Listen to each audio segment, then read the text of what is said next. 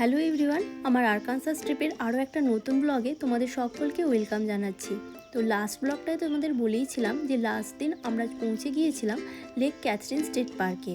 আর এই স্টেট পার্কটায় পৌঁছানোর পর অ্যাকচুয়ালি আমরা এই লেকের চারপাশটা সকলে মিলে একটু ওয়াক করে ঘুরে দেখে নিলাম। তারপর আমরা জানতে পারলাম যে এখানে খুব সুন্দর একটা ন্যাচারাল ফলস আছে। তো আমরা ঠিক করলাম আমরা এবার সেটাকে দেখতে যাব। আজকে অ্যাকচুয়ালি কেবিন থেকে বেরোনোর আগে সকালবেলা উঠে আমরা অল্প একটু লাঞ্চও বানিয়ে এনেছিলাম।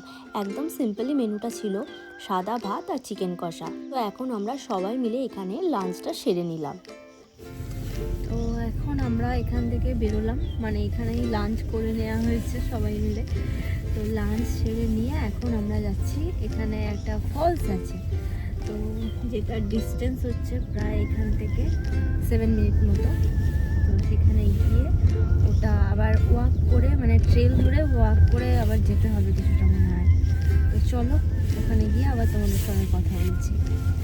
এরপর বন্ধুরা আমরা প্রায় 7 মিনিট মতো ড্রাইভ করে এই স্টেট পার্কটারই অন্য আরও একটা পয়েন্টে এসে পৌঁছালাম। আর এখানে থাকা ওয়াটারফলসটা দেখার জন্য অ্যাকচুয়ালি এখান থেকে আমাদের একটা ট্রেল ধরে 1.5 মাইল মতো ট্রেকিং করে যেতে হবে। তো আমরা তো প্রথমে একটু ডাউটেই ছিলাম, কারণ মনে হচ্ছিল যে জানি না ডোডোকে নিয়ে পসিবল হবে কি না।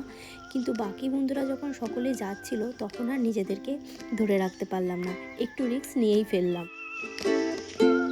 আর এইসব রাস্তায় তো আর স্ট্রোলার নিয়ে আসা সম্ভব নয়, সেই জন্যই আমি আর রাজ ভেবেছিলাম যে গোটা রাস্তাটাই হয়তো রাজকে বা আমাকে ওকে কোলে করে নিয়ে যেতে হবে। তবে বাকি সকলকে ওয়াক করতে দেখে সে তো রীতিমতো বায়না শুরু করে দিয়েছিল যে সেও নাকি সকলের সঙ্গে ওয়াক করে যাবে। আর এখানে দেখো সে গুটি গুটি পায়ে কিন্তু সমান তালে সকলের সঙ্গে ওয়াক করা শুরু করে দিয়েছে। আর এই যে সবাই আমরা পরপর লাইন দিয়ে দিয়ে যাচ্ছি, পিছনে সব আসছে। আর এইভাবে সকল বন্ধুরা মিলে যেতে আমাদের কিন্তু বেশ ভালো লাগছিল। তবে প্রথম দিকে রাস্তাটা বেশ সমতল থাকলেও পরের দিকে কিন্তু রাস্তাটা বেশ উঁচু নিচু ছিল। সেই জন্য যেই জায়গাগুলো উঁচু নিচু ছিল রাজ ওকে কোলে নিয়ে নিচ্ছিল। আর এইভাবে গোটা রাস্তাটায় কখনো রাজ ওকে কোলে নিচ্ছিল, কখনো বা আমি ওকে কোলে নিচ্ছিলাম। আবার একটু সমতল রাস্তা দেখলে ওকে মাঝে মাঝে নিচে একটু ছেড়েও দিচ্ছিলাম। না, এটা লেকের পাশ দিয়ে বলে আরো বেশি ভালো লাগছে, তাই না? আর এইভাবে এই লেকের পাশ দিয়ে ট্রেলটা ধরে আমরা সকলে মিলে বেশ গল্প করতে করতে কিন্তু অনেকটা দূর চলে এলাম।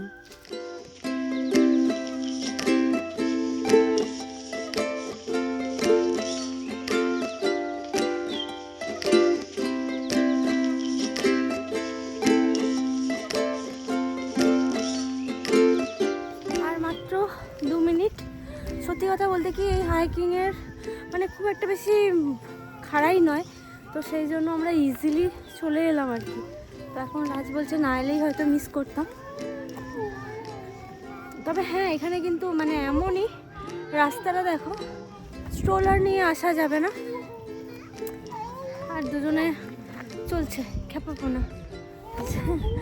স্ট্রলার নিয়ে আসা যেত না, বাট ওই ওয়াক করে আসার জন্য ঠিকঠাকই, খুব একটা বেশি কিছু আমাদের কষ্ট হলো না।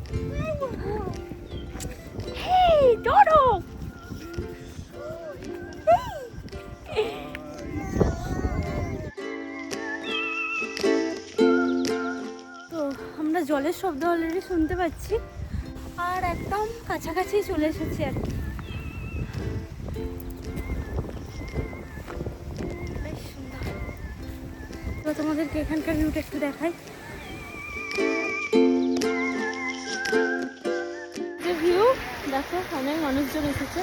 এই ওয়াটারফলসটা যে বিশাল একটা বড় ছিল তা কিন্তু নয় বন্ধুরা, তবে মাঝারি উচ্চতায়। আর এটা হলো একদম ন্যাচারাল ওয়াটারফলস। জলটা ছিল একদম কনকনে ঠান্ডা আর কাঁচের মতো স্বচ্ছ।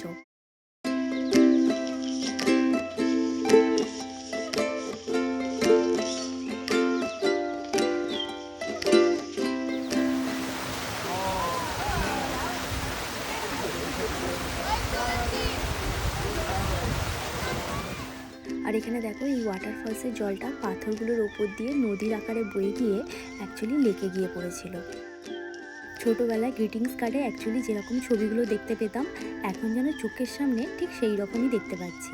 কী যে অপরূপ সুন্দর লাগছিল বন্ধুরা, কি বলবো। তোমাদের কেমন লাগলো তোমরা কিন্তু অবশ্যই আমাকে কমেন্ট বক্সে জানাতে ভুলো না।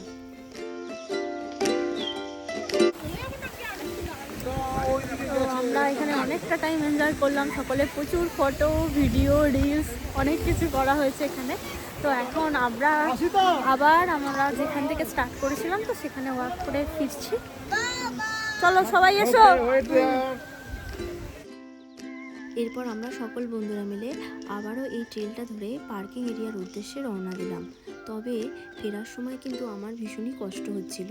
আর ফেরার সময় অ্যাকচুয়ালি ডোডোও খুব ক্লান্ত হয়ে গিয়েছিল। সে তো রাজের কোলে মাথা রেখে কিছুটা দূর যাওয়ার পর দেখলাম ঘুমিয়ে পড়লো। আর এইভাবে গোটা রাস্তাটা রাজই ওকে কোলে নিয়ে চললো। ফাইনালি আমরা এই পয়েন্টটাতে চলে এসেছি। তো এরপর আমরা স্টার্ট করব। বন্ধুরা, আজকের ব্লগটা এখানেই শেষ করলাম। আবারও দেখা হচ্ছে নতুন একটা ব্লগে। ততক্ষণের জন্য সকলে ভালো থেকো, সাথে থেকো।